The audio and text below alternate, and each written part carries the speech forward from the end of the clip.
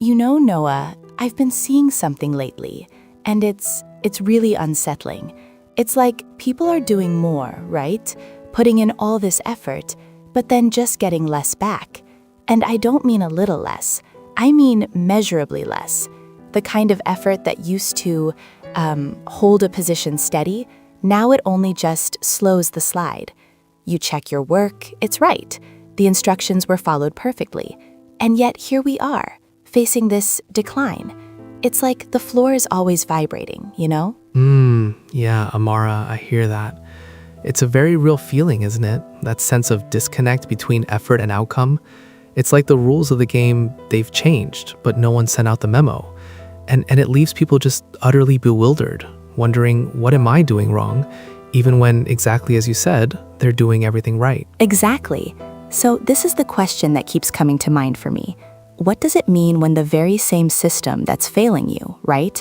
The one that's causing this slide, is also insisting, loudly, that it is the only thing standing between you and something far, far worse. It's almost, a bit of a psychological trap. That's such a powerful way to frame it. The system as both the problem and the supposed solution. It's a profound paradox. It truly is, because there are these two stories running simultaneously right now, and the gap between them, Noah, has gotten wide enough to actually fall into. The first story, it's the official one. Stable markets, strong institutional response, unified policy direction. Things are being managed. Everything's fine, right? Right, the headlines, the official statements. Everything's under control. Precisely. But then the second story, that's what the order books actually show. And it's totally different.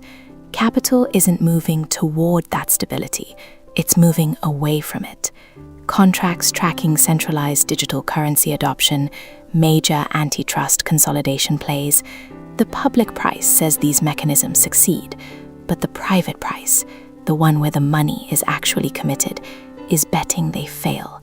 Not eventually, mind you, but structurally. The sophisticated money has already discounted the failure, while the official announcement is still running on every single screen. It's a massive split. Wow, that's, Amara, what you're describing, it's something I actually encounter in a completely different context in my work, and it produces identical symptoms. When a person is applying enormous force to hold a position that is already untenable, the first thing that goes is their ability to feel the effort accurately. They stop registering the cost, because registering it would require acknowledging the position itself.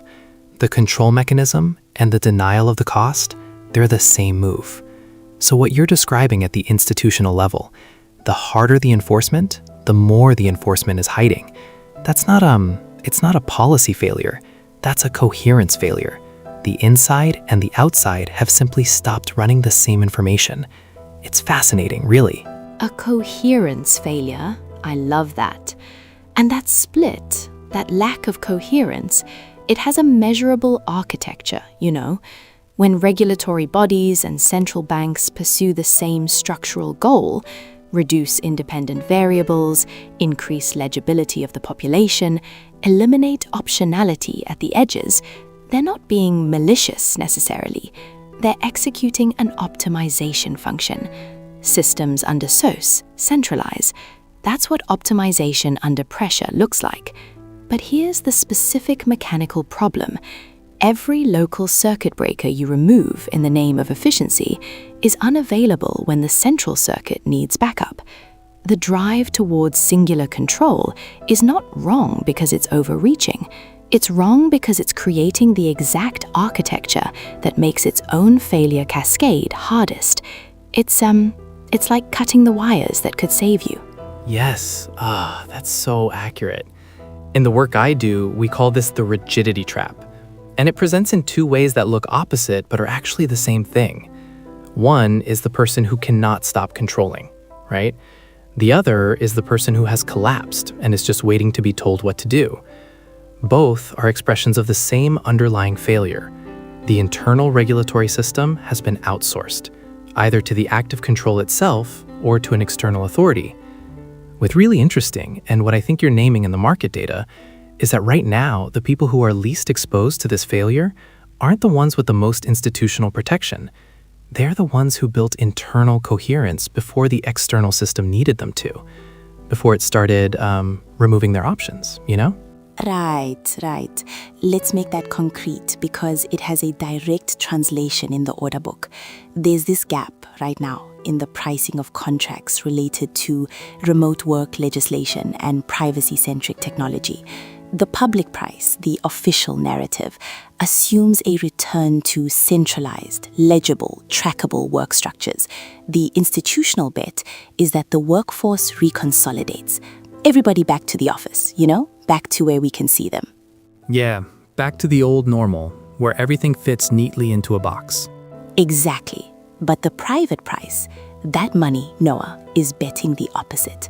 Capital is flowing towards the scenario where autonomous, hyper-disciplined units, households, small operators, independent practitioners have developed sufficient internal coherence to function outside that perimeter where centralized stability is the primary hedge. That's not an ideological prediction. That is what the money is doing. And the mechanism is precisely what you're naming. The people who built internal redundancy before the external system started removing it are not affected by the removal in the same way. It's a huge difference. Absolutely. And there's a specific behavioral tell for when this transition is happening at the individual level. And I'd be surprised if you aren't seeing the equivalent at the institutional level. The tell is what I call reactive noise amplification. When the environment becomes more unpredictable, the untrained mind responds by generating more internal commentary about the environment, more interpretation, more threat scanning, more story. That commentary feels like intelligence. It isn't. It's a stress response wearing the costume of analysis. The person doing it works harder and sees less clearly. The person who has done the internal work reduces the commentary, not by suppressing it, but by having already made the prior commitments that make each new input less decisive. They execute. The untrained person reacts. It's a huge distinction. Wow, that's so powerful. And the institutional analog? It's visible in what's happening to law itself. Not law as a topic, but law as a function, as a mechanism of constraint. There's a specific transformation underway in which law has moved, for those operating the system, from a hard boundary condition, a line that limits what can be done regardless of incentive, to a tunable parameter, a variable inside an optimization function that gets adjusted based on political cost. When law is a boundary condition, institutions stay inside the line because the line is real, it has consequences. But when law is a tunable parameter, you get something totally different. You get compliance theater, you get hedging documentation, you get the systematic conversion of the people responsible for keeping the constraint into people who are primarily managing their own exposure. It's that paper trail that demonstrates someone technically asked a question without actually stopping anything. It's a profound shift. Oh my gosh, what you're describing is the institutional equivalent of spiritual bypassing. It's the practice of using the vocabulary and gestures of a discipline to avoid actually doing the discipline. Someone who has learned all the right language about non-attachment, but is using it to avoid feeling. Someone who can explain the mechanism of self-regulation in detail and has never once practiced it under load. The documentation of the question without the action of the constraint is the exact same move.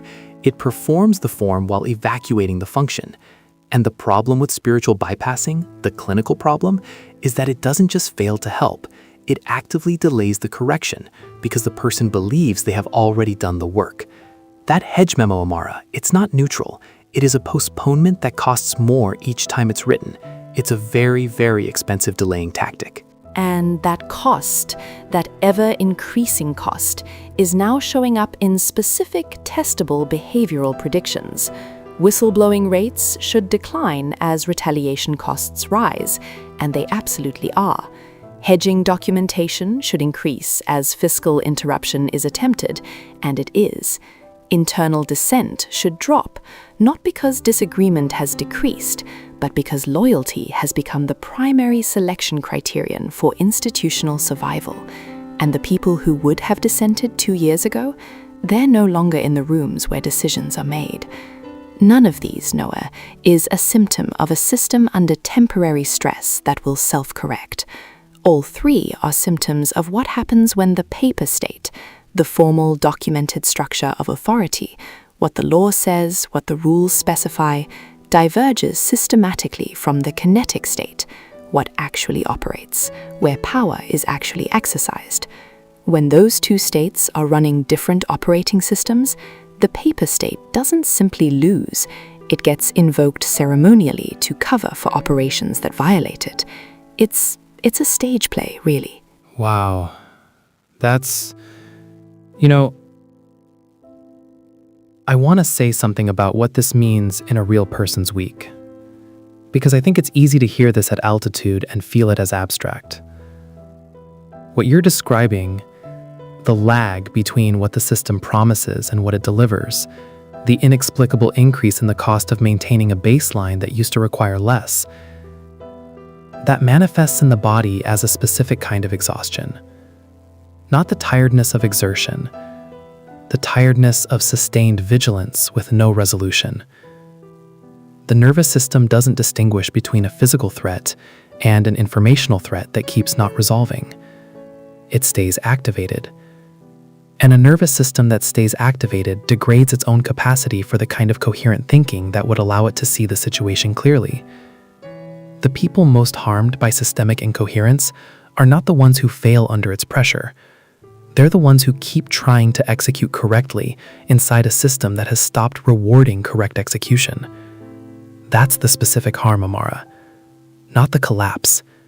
It's the grinding. And here's what becomes more expensive if this gap between official narrative and structural reality persists unaddressed.